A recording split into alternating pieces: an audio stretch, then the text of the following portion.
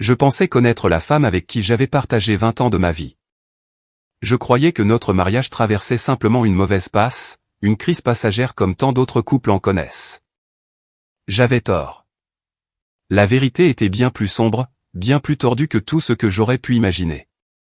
Derrière son sourire et ses airs distants, Sophie préparait en secret ma destruction. Pas une simple séparation, non. Elle ourdissait un plan pour m'humilier, pour me briser, pour faire de moi l'objet de ses fantasmes les plus dégradants. Elle avait confondu ma gentillesse avec de la faiblesse, ma patience avec de la soumission. Elle pensait que j'étais un homme facile à manipuler, un mari que l'on pouvait contrôler. Mais elle avait commis une erreur monumentale, elle m'avait sous-estimé. Ce qu'elle ignorait, c'est que pendant qu'elle tissait sa toile, je découvrais chaque fil de sa trahison. Et le piège qu'elle me tendait était sur le point de se refermer violemment sur elle. Je pourrais commencer cette histoire de manière classique. Vous dire que je pensais avoir un mariage parfait, et que j'ai été anéanti en découvrant l'infidélité de ma femme. Mais la vérité est plus complexe. Notre mariage battait de l'aile depuis un certain temps déjà. Le véritable choc, ce ne fut pas la trahison elle-même mais de découvrir que mon épouse bien-aimée me croyait capable de me soumettre à ses exigences. Qu'elle pensait pouvoir m'humilier sans que je réagisse. Pour moi, tout se résume à une chose simple, les gens confondent trop souvent la gentillesse avec de la faiblesse. Laissez-moi me présenter. Je m'appelle Nicolas Stoffman, j'ai 42 ans. Je suis marié à Sophie, qui vient tout juste de fêter ses 40 ans. Nous sommes ensemble depuis 20 ans et nous avons une fille de 19 ans, Chloé, qui est en première année d'études supérieures. Notre mariage s'était essoufflé depuis plusieurs années. Sophie était devenue distante, désintéressée par notre relation. Nous avions encore des moments d'intimité, mais ils se raréfiaient.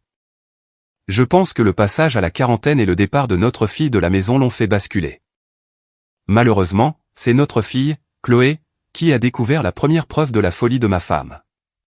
Elle était à la maison pour les vacances de Noël. Le dernier jour, avant de repartir à l'université, elle a eu besoin d'un ordinateur. Comme j'utilisais le mien, je lui ai dit de prendre celui de rechange dans le placard. Je ne pensais pas qu'il avait été utilisé depuis que ma femme en avait reçu un nouveau pour son anniversaire, quelques mois auparavant. 30 minutes plus tard, Chloé a débarqué dans mon bureau, furieuse. « Papa, c'est quoi ces trucs bizarres auxquels tu t'intéresses ?» Je l'ai regardé, perplexe. « Toutes ces vidéos pour adultes que tu regardes et c'est quoi ce délire avec la soumission ?» Chloé a posé l'ordinateur devant moi. Elle m'a montré un dossier sans nom, rempli d'une quantité impressionnante de vidéos. J'en ai regardé quelques-unes, c'étaient toutes des vidéos très spéciales. Je n'arrive pas à croire que tu aimes ce genre de choses. Comment tu connais ça? Tu n'as que 19 ans, ai-je demandé. Allons, papa, je ne suis plus une enfant. Depuis quand tu t'intéresses à ça? Choqué, j'ai regardé le dossier. C'est l'ordinateur de ta mère. C'est la seule à l'avoir jamais utilisé. Nous avons continué à fouiller dans l'ordinateur, et nous avons trouvé d'autres dossiers. L'un d'eux contenait plusieurs articles expliquant comment manipuler son mari pour le rendre soumis. C'est là que j'ai compris. Tout ce que nous regardions datait de plusieurs mois.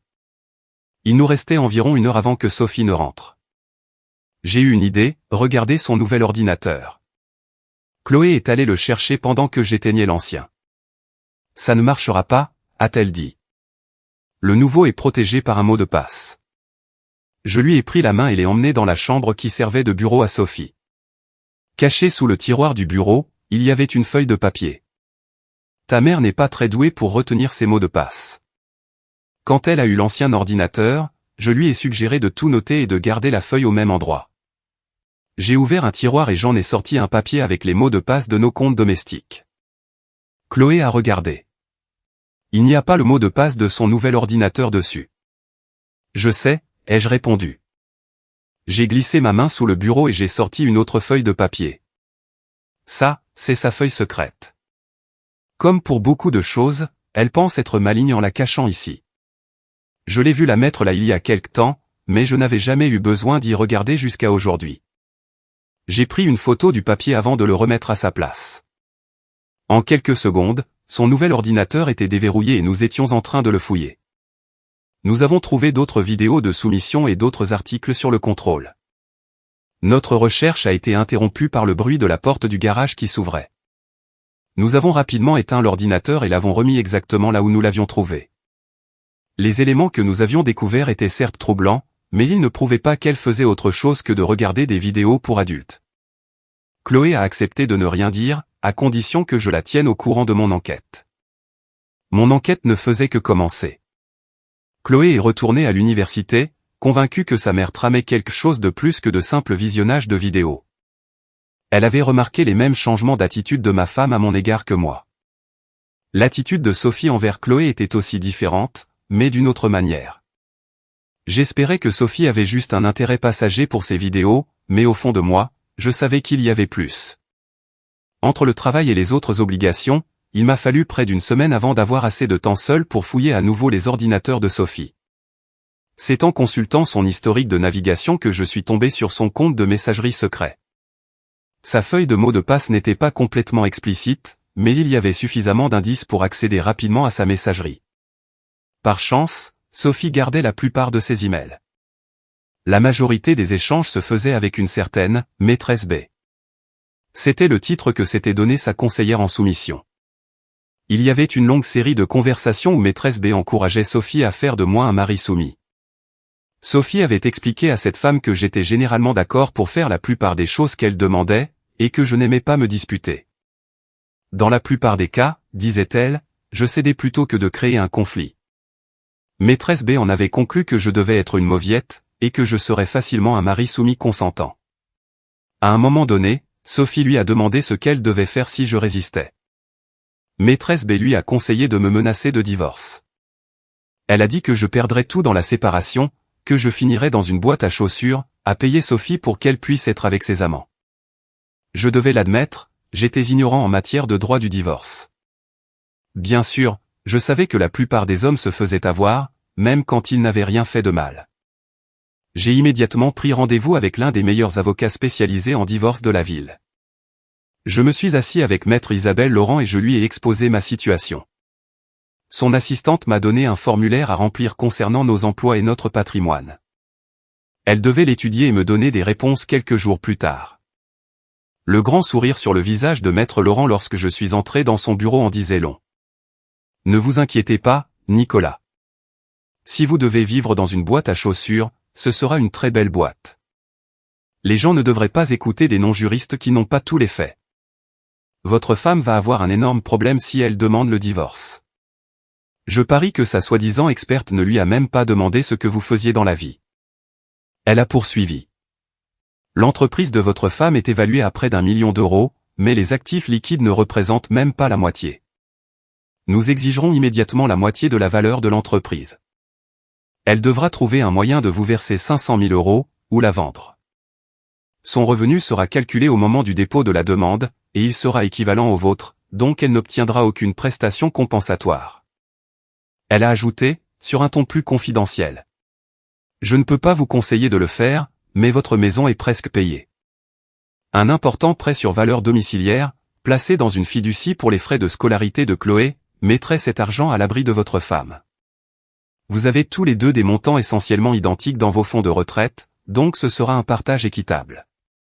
Si vous décidez que le divorce est la solution, nous pouvons le faire. Y a-t-il un avantage à déposer une demande pour adultère ? Ai-je demandé.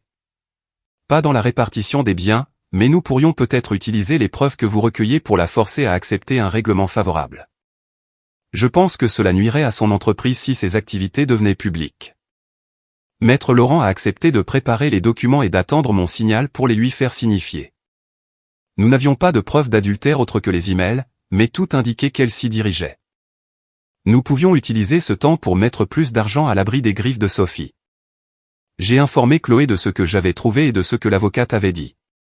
Tu penses qu'elle va essayer de faire de toi un mari soumis ? Cette femme infidèle, elle ne peut pas vraiment croire que tu accepterais ça. C'est en partie de ma faute.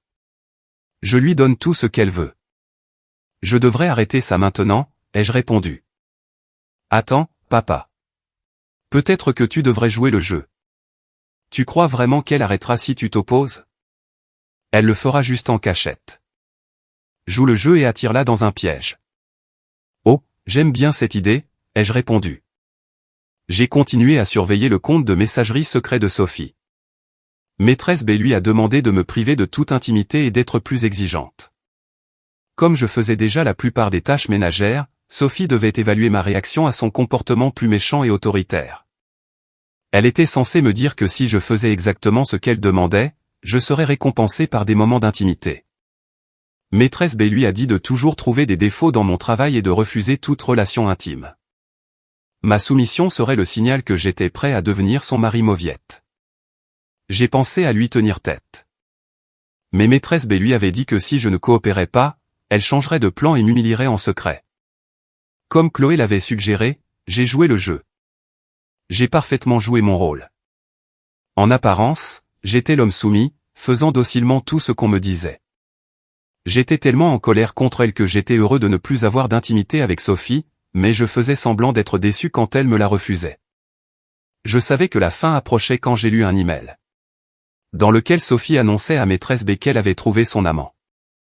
C'était un commercial, l'un des fournisseurs de son entreprise.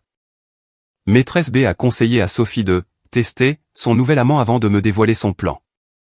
J'avais gardé l'espoir que Sophie retrouverait la raison avant de commettre l'adultère. Mon sang n'a fait qu'un tour lorsque j'ai lu un email une semaine plus tard. C'était pour Maîtresse B, j'ai exploré toutes les facettes de mon partenaire. Je suis prête à soumettre mon mari. Trouver l'identité de l'amant a été facile. Il y avait quelques nouveaux emails de Mathieu Dubois. Il remerciait Sophie pour une nuit formidable d'intimité. Le dernier email, daté de la veille, disait à Sophie à quel point il était impatient de me mettre à ma place. Il y avait réfléchi, disait-il, et l'idée de m'humilier l'excitait. Il voulait même que je lui procure du plaisir. Avec quelques recherches rapides, j'ai trouvé tout ce que je pouvais sur Mathieu Dubois. J'avais du mal à croire qu'il allait être mon rival. Dans mon esprit, un amant dominant devait être une figure imposante. Si j'avais le bon Mathieu Dubois et je savais que c'était le cas, cet homme mesurait environ 1m78 pour 82 kg. Je mesure un peu plus de 1m83 pour 91 kg. Certes, il avait 10 ans de moins que moi, mais d'après les photos que j'ai vues, je pouvais le battre sans problème, même dans un mauvais jour. Mathieu était un commercial qui fournissait l'entreprise de Sophie. Il était marié et père de 2 jeunes enfants. J'ai ressenti de la pitié pour ce qui allait arriver à sa famille. J'ai surveillé leurs emails pendant les 2 semaines suivantes. Mathieu a eu la gentillesse de prendre quelques photos très explicites de ma femme avec lui. Je suis sûr qu'il ne réalisait pas qu'il venait de m'envoyer les preuves dont j'avais besoin pour prouver l'adultère de ma femme et ruiner son propre mariage. L'email fatidique est finalement arrivé. Sophie écrivait à Maîtresse B qu'elle était prête à mettre son plan à exécution. Elle pensait que j'étais prêt, et son amant était partant. Le vendredi soir serait le grand soir. Sophie allait m'imposer ses nouvelles règles avant que Mathieu n'arrive. Sa menace de divorce devait être utilisée si je n'acceptais pas immédiatement. Sophie a même dit à Maîtresse B qu'elle avait un cadeau spécial pour moi, pour me mettre à ma place.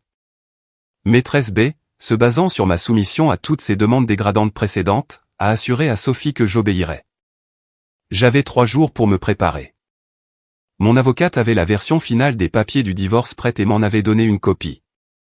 J'avais déjà obtenu une adresse email et un numéro de téléphone pour la femme de Mathieu. Chloé a été choquée quand je lui ai raconté les détails du plan de sa mère, mais elle a adoré la façon dont j'allais riposter. Elle se tiendrait prête à jouer son rôle dans mon plan. Vendredi soir. Sophie était assise à la table de la cuisine quand je suis rentré. Elle avait l'air un peu nerveuse. J'ai allumé l'enregistreur numérique que j'avais dans ma poche quand elle a pris la parole. « Nicolas, assieds-toi.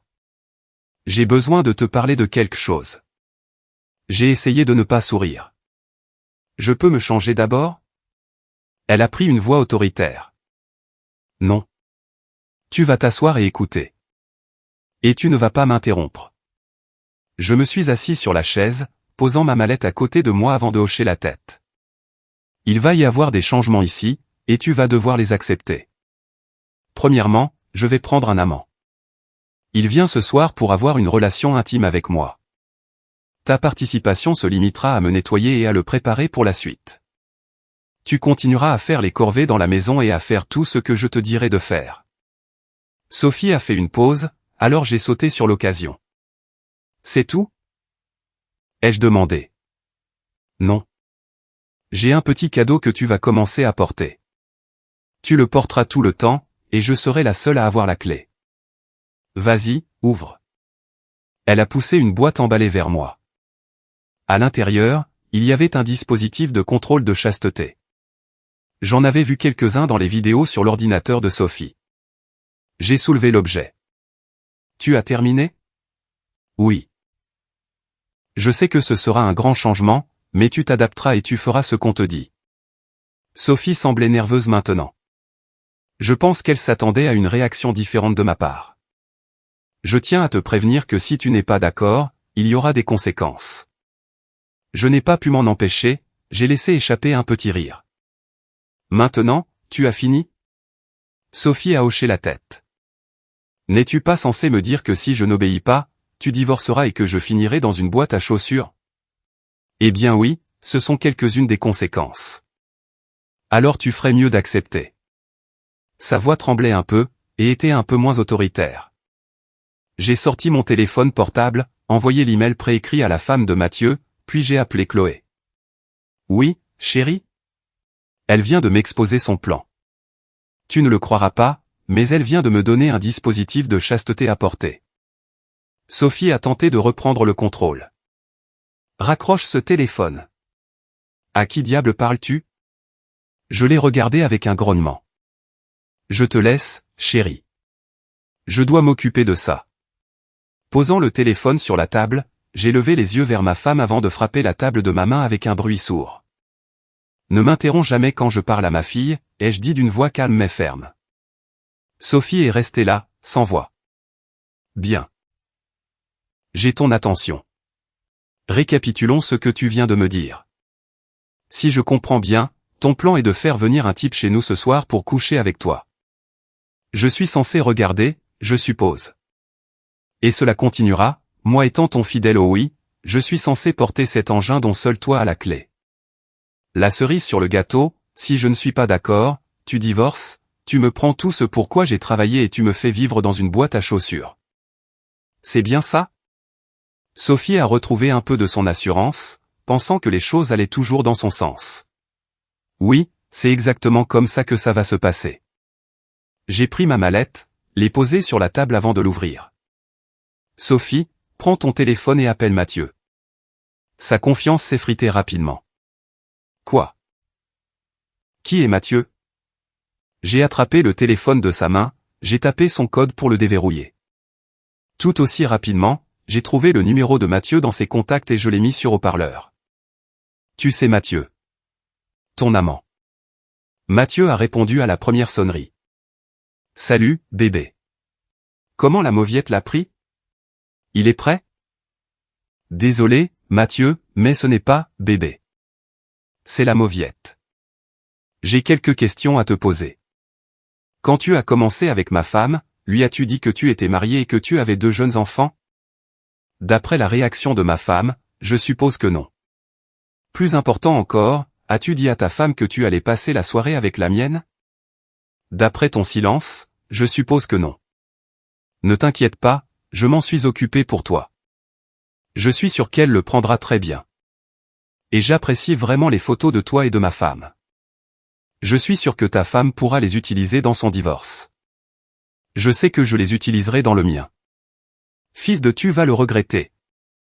A répondu Mathieu, furieux. Oh là.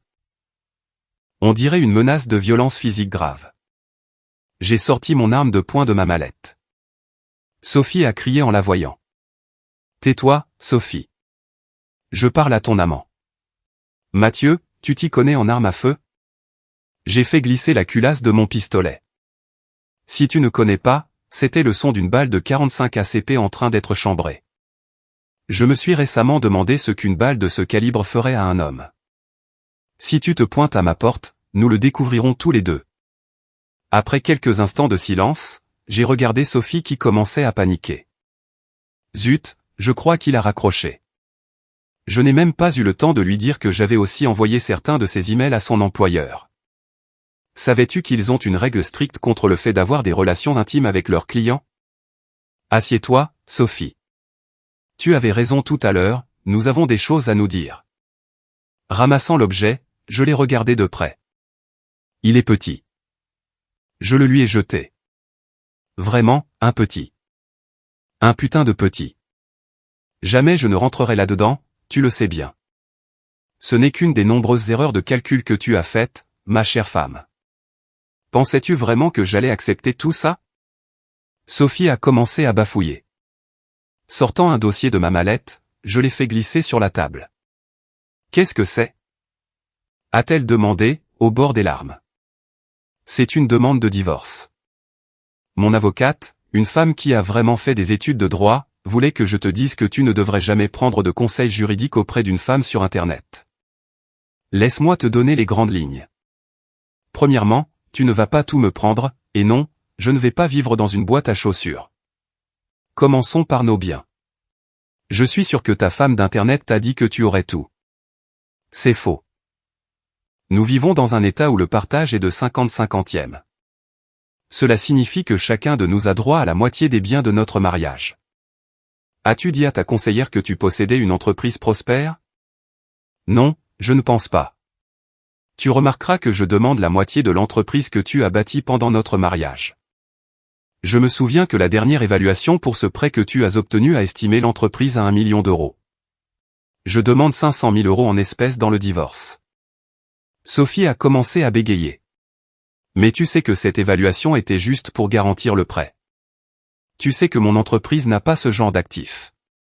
Oh, mon Dieu. Tu devras peut-être vendre ton entreprise. Deuxièmement, je ne demande pas de prestations compensatoires. Heureusement pour toi, ton salaire déclaré de l'entreprise, ainsi que les avantages en nature que tu reçois, sont équivalents à mon salaire actuel. Quoi? Tu gagnes plus que moi, et tu le sais. A-t-elle répliqué. Et voilà, tu écoutes encore une femme d'Internet. Tu vois, ton salaire est calculé en utilisant ce que tu reçois de ton entreprise ainsi que les avantages comme une voiture, des voyages, etc. Dommage que tu doives la vendre pour me rembourser ta dette. Fils de tu as planifié ça. A-t-elle répondu. Non, laisse-moi t'arrêter là. C'est Théoï qui a planifié ça. Je ne fais que réagir à tes plans. Comment ça marche, ton plan, jusqu'à présent? Sophie pleurait à chaudes larmes maintenant. Je ne veux pas divorcer, n'y a-t-il pas un moyen de nous arranger? Nous arranger? Tu es folle. Tu avais l'intention de me mettre dans une cage. Je ne sais pas ce qui t'a fait perdre la tête, mais j'en ai fini. Juste pour que tu saches, je suis au courant de ton petit plan depuis un moment. Cela prouve juste ce que je pense, tu crois que la gentillesse est une faiblesse. Alors je vais arranger ça pour toi. Je ne serai plus gentil avec toi. Je te traiterai aussi mal que tu m'as traité. Sophie pleurait. Nicolas, je suis désolé, je cherchais quelque chose de nouveau et je me suis laissé emporter par l'excitation. S'il te plaît, pouvons-nous juste oublier tout ça? Je vois à quel point j'ai eu tort de te forcer à faire ça. Tu voulais de l'excitation? Je vais t'en donner. Ça va être tellement excitant d'aller au tribunal. Ça va être tellement excitant pour toi de dire à ta famille quelle femme infidèle tu es devenue.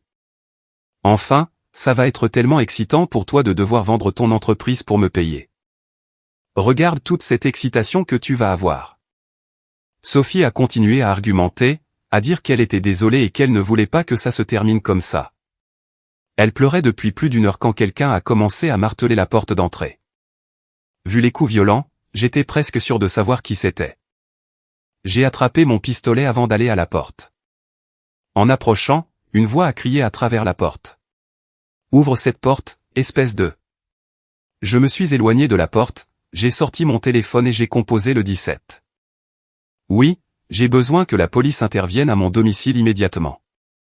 L'amant de ma femme est à la porte et me menace. Je ne sais pas s'il est armé, mais moi, je le suis. S'il force la porte, je vais lui tirer dessus pour me protéger.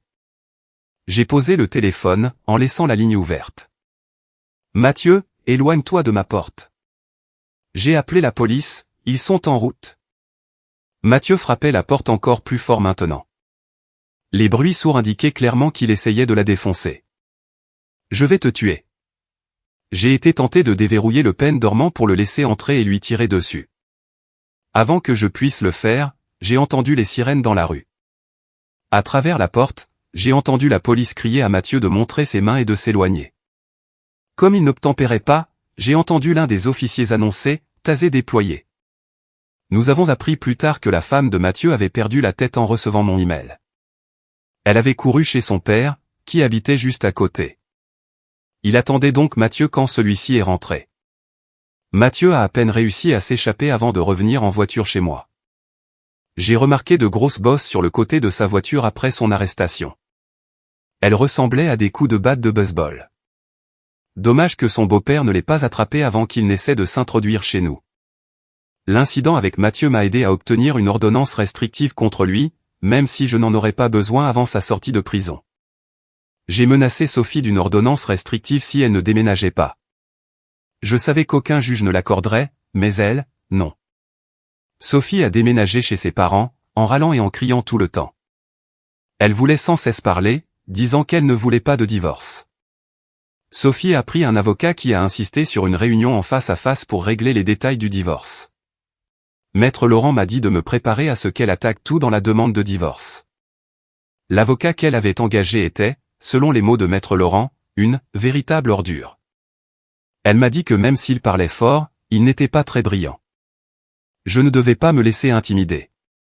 Comme prévu, Sophie et son avocat ont essayé de me dissuader de divorcer. Elle a tenté de jouer la carte de la douceur et de l'innocence. Chérie, c'était une grosse erreur. Je pensais que cela améliorerait notre mariage. Tu dois me croire, Mathieu et moi n'avons jamais eu de relation intime. Je ne t'ai pas trompé. Je l'ai regardé fixement, sans dire un mot. Son avocat minable a pris la parole. Monsieur Stoffman, nous sommes prêts à oublier toutes ces bêtises et à vous pardonner d'avoir porté des allégations d'infidélité sans fondement contre Madame Stoffman. Mais si vous insistez pour poursuivre, nous contre-attaquerons pour diffamation du bon nom de Madame Stoffman. J'ai ri en regardant mon avocate. Vous aviez dit qu'ils essaieraient ça. Maître Laurent a ouvert l'un des dossiers et a fait glisser plusieurs photos vers Sophie et son avocat. Je pense que ceci prouvera le contraire. Celle-ci vous montre en train de lui procurer du plaisir. Je suppose que ce n'est pas de la tromperie. Celle-ci le montre avec vous par derrière. Je suppose que vous pourriez dire que ce n'est pas vous, mais je reconnaîtrais ce dos n'importe où, y compris ce petit grain de beauté sur votre fesse. Oh, en voici une de vous chevauchant Mathieu. Il prend de belles photos, n'est-ce pas? Ma future ex-femme a-t-elle oublié de vous dire que j'ai ces photos grâce à son soi-disant amant? J'ai fait une pause, puis j'ai regardé Sophie droit dans les yeux.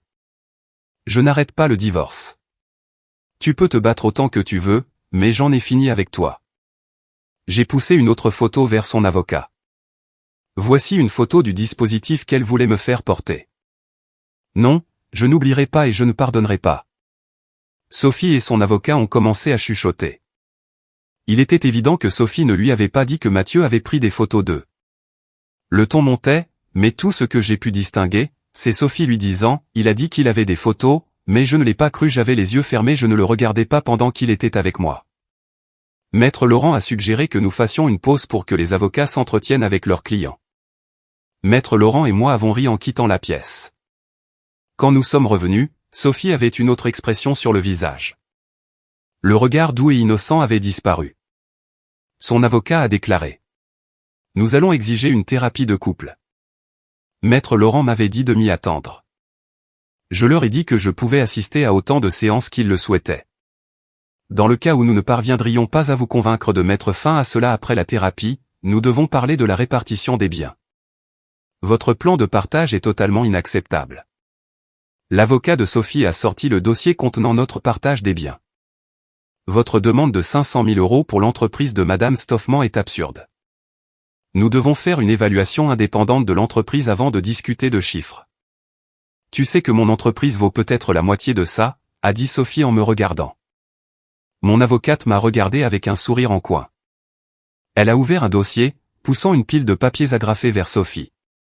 Madame Stoffman, je pense que vous reconnaîtrez ce document comme une demande de prêt pour votre entreprise. Si vous regardez la dernière page, vous trouverez votre signature et un paragraphe indiquant que vous signez sous peine de parjure. Vous avez envoyé ceci à la banque après qu'il a été notarié. Vous avez certifié que la valeur de votre entreprise était d'un peu plus d'1 million d'euros. Sur la base de cette demande que vous avez signée, la banque vous a accordé un prêt. Si vous dites maintenant que la valeur de votre entreprise que vous avez inscrite sur cette demande n'était pas vraie, c'est très troublant. Non seulement vous avoueriez un parjure, mais comme vous avez utilisé les services postaux, vous avez commis une fraude postale. Je sais que votre avocat n'est pas spécialisé en droit pénal, mais je suis sûr qu'il sait que la justice prend la fraude postale très au sérieux. Eh bien, Sophie, peut-être que c'est toi qui finiras en cage, ai-je dit en riant. Sophie est devenue blême, se tournant vers son avocat. Ils se sont disputés quelques instants, puis son avocat a annoncé que la réunion était terminée. Une semaine plus tard, j'ai été choqué de trouver Sophie sur le pas de ma porte. Elle avait l'air épuisée. Ses cheveux étaient en désordre et ses yeux semblaient indiquer qu'elle n'avait pas dormi depuis des jours. « S'il te plaît, Nicolas, nous devons parler. » Je lui ai ouvert la porte. « Ne l'avons-nous pas fait le soir où tu prévoyais de faire de moi une mauviette ?» Je l'ai conduite à la table de la cuisine. « Que veux-tu me dire, Sophie ? » « Je ne peux pas faire ça, Nicolas. J'ai eu tort et j'ai été stupide. Je perds tout, y compris la tête. Chloé ne veut plus me parler. Chaque fois que je l'appelle, elle me traite de femme infidèle et raccroche. Je vais perdre mon entreprise et tu essaies de me mettre en prison. Mes parents sont en colère contre moi. J'ai entendu mon père dire à ma mère que j'étais une femme infidèle et qu'il voulait me mettre à la porte. La femme de Mathieu est venue chez mes parents et a dit à ma mère qu'elle allait me casser la figure. On dirait que tu récoltes ce que tu as semé. N'est-ce pas excitant ? Ai-je demandé. Des larmes coulaient sur son visage. Tu ne me mettrais pas vraiment en prison, n'est-ce pas ? Ce n'est pas moi qui te mettrai en prison. Comme pour tout, ce sont tes actions qui t'y mèneront. N'est-ce pas toi qui allais me mettre dans une cage ? On dirait que la clé a changé de main, maintenant. Je n'arrive pas à comprendre comment tu as pu penser que j'accepterais ça. Je suis désolé, je me suis laissé emporter par l'excitation de ce que je voyais en ligne. Cette femme m'a dit que tu apprécierais. Elle a dit que le fait que je m'occupe des tâches ménagères et que je ne me plaigne pas signalait que j'aimais être dominée, a répondu Sophie. Ou peut-être que je suis un type bien qui voulait rendre sa femme heureuse. Sophie, nous perdons notre temps. Je ne reculerai pas. Je détesterais que tu prennes ma coopération comme un signe que je voulais être une mauviette. Je te suggère d'abandonner la demande de thérapie et de trouver un acheteur pour ton entreprise. Elle a renvoyé son avocat et en a engagé un moins véreux. Le nouvel avocat lui a dit qu'elle menait une bataille perdue d'avance. Il lui a conseillé de limiter les dégâts. 2 mois plus tard, nous étions de retour dans la même salle de conférence au cabinet de mon avocate. Sophie avait l'air aussi mal en point que le jour où elle s'était présentée chez moi. Elle semblait complètement vaincue lorsqu'elle est entrée dans la salle. Maître Laurent m'a dit que Sophie avait un contrat pour vendre son entreprise. Après avoir remboursé ses prêts, il ne lui resterait qu'environ 400 000 euros. Leur offre initiale était de la moitié. Nous avons rejeté cette offre et avons commencé par tout vouloir. La réunion visait à finaliser les détails financiers du divorce. L'avocat de Sophie s'est éclairci la gorge, poussant un dossier vers mon avocate. Ma cliente accepte votre dernière offre de règlement. Monsieur Stoffman aura la pleine propriété de la maison conjugale.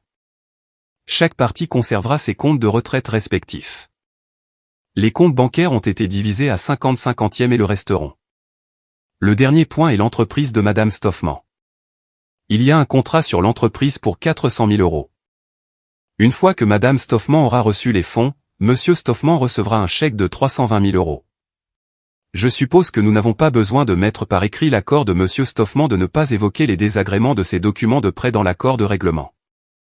Maître Laurent s'est levé. Non, je ne pense pas que vous vouliez ça par écrit ou que ce soit. Tout ce que nous avons à faire maintenant, c'est de déposer les papiers de divorce signés avec ce règlement. Je pense que nous avons terminé ici. J'ai ressenti un peu de pitié pour Sophie alors que les larmes coulaient sur son visage. Elle a levé les yeux vers moi.